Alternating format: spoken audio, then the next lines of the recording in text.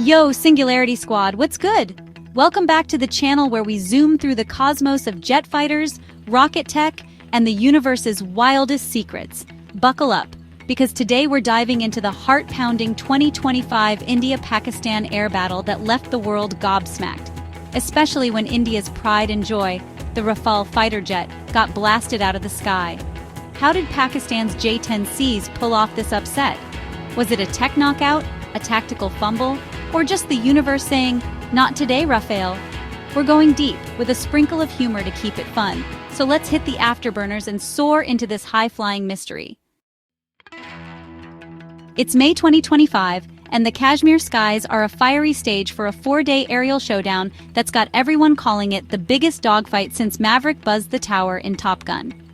India rolls out a massive 72-jet armada, with 14 Rafales, each costing a jaw-dropping $250 million, enough to snag 2 F-35s, leading the charge like superheroes in sleek jet-powered capes.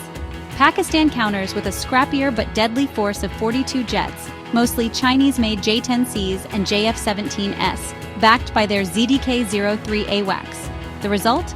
A total plot twist. At least 4 Indian jets, including 1 to 3 Rafales, get turned into expensive confetti. The internet lights up, defense nerds lose their cool, and somewhere in France, a Dassault exec is probably stress-eating an entire baguette. So why did the Rafale, a jet that's supposed to rule the skies, take such a hit? Let's break it down like a post-mission debrief. First, let's geek out over the Rafale. This French-made 4.5 generation beast from Dassault Aviation is a rock star. It's been dropping bombs with surgical precision in Afghanistan, Libya, and Syria, earning street cred as a multi-role marvel. Its Thales RBE-2AA ESA radar can track 40 targets at once, like a hawk with ADHD, while its Spectra electronic warfare system jams enemy radar and dodges missiles like it's dancing through a laser maze. The Meteor missile, with a 150 to 200 kilometer range, can snipe targets from halfway across a small country, making the Rafale a champ in both dogfights and ground strikes. But it's not perfect. Its radar cross-section is about 4 square meters, decent for a 90s design, but compared to the F-35's 0.001 square meters, it's like flying a glowing billboard. Plus, its tech, rooted in the early 2000s, might not vibe with newer threats like Pakistan's PL-15E missile, which uses a sneaky K-band radar. And here's the big oof. India parked its Rafales at the front of the formation, shielding older jets like the Su-30 MKI and MiG-29. Brave? Absolutely. Risky? Like volunteering to check the creepy noise in a horror movie? Spoiler, you're toast. Why did leading the pack backfire? India's game plan was to launch 72 jets from 4 directions, with the 14 Rafales playing bodyguard for the older, clunkier planes. Sounds epic, right? But Pakistan's J-10Cs, guided by their ZDK-03 AWACS, were like, "Nice formation, but we've got your number."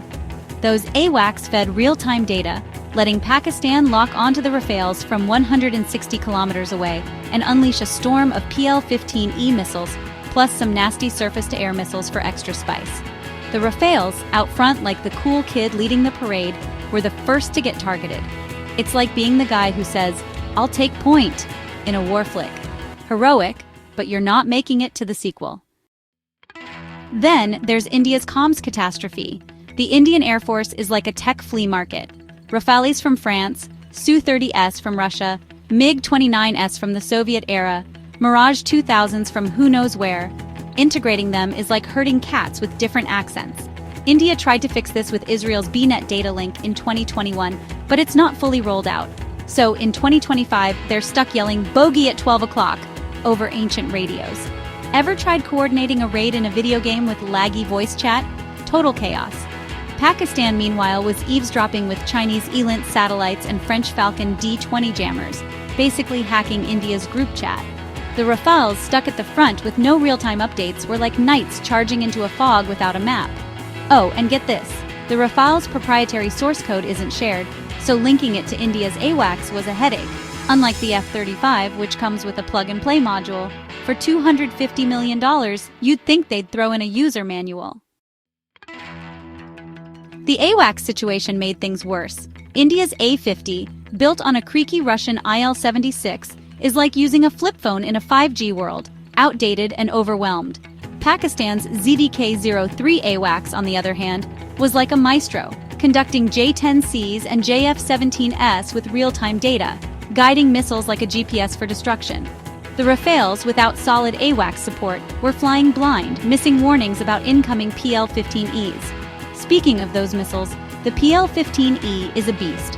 145 to 150 kilometer range, two-way data link, and an AESA seeker that sticks to targets like a clingy X. India's Meteor missile has a slight range edge, but reports suggest Pakistan's electronic warfare jammed its data link, rendering it as useful as a paperweight. Flashback to 2019's Balakot clash. India's R-77 missiles got jammed too. Deja vu, anyone? Then there's Pakistan's drone swarm. 400 to 500 Chinese CH-4S and Turkish Bayraktars, plus decoy drones, hit India's ground radar and comms like a tidal wave. They used dummy drones to trick India's air defenses, then slammed radar stations with artillery missiles and strike drones. India's anti-drone systems, jammers, lasers, were like bringing a slingshot to a drone apocalypse. With ground comms down and AWACS struggling, the Rafales were left in the dark, unable to dodge the PL-15E barrage. It's like playing hide-and-seek with someone who's got X-ray vision, not a fair fight. Let's give a nod to Pakistan's J-10C. This Chinese jet, rocking a KLJ-7A ESA radar and PL-15E missiles, is a serious contender. Pakistan's Shaheen exercises with China honed their beyond visual range tactics, making them deadly efficient. But hold the victory parade? Some say the J-10C's WS-10B engine is a bit dodgy, and this short battle doesn't fully prove its dominance. There's also a juicy conspiracy. Some experts think Pakistan's F-16S, firing AIM-120 AMRAAMs, might have scored the kills, but Pakistan's keeping mum for political reasons. Sneaky move. India's found unexploded PL-15E missiles and is teaming up with the US to study them. Some wreckage suggests self-destructed missiles that missed, adding more spice to this aerial drama. So what's the verdict? Was it the Rafale's risky frontline role, Pakistan's electronic warfare wizardry, India's comms meltdown, or the drone swarm? Probably a mix of all four.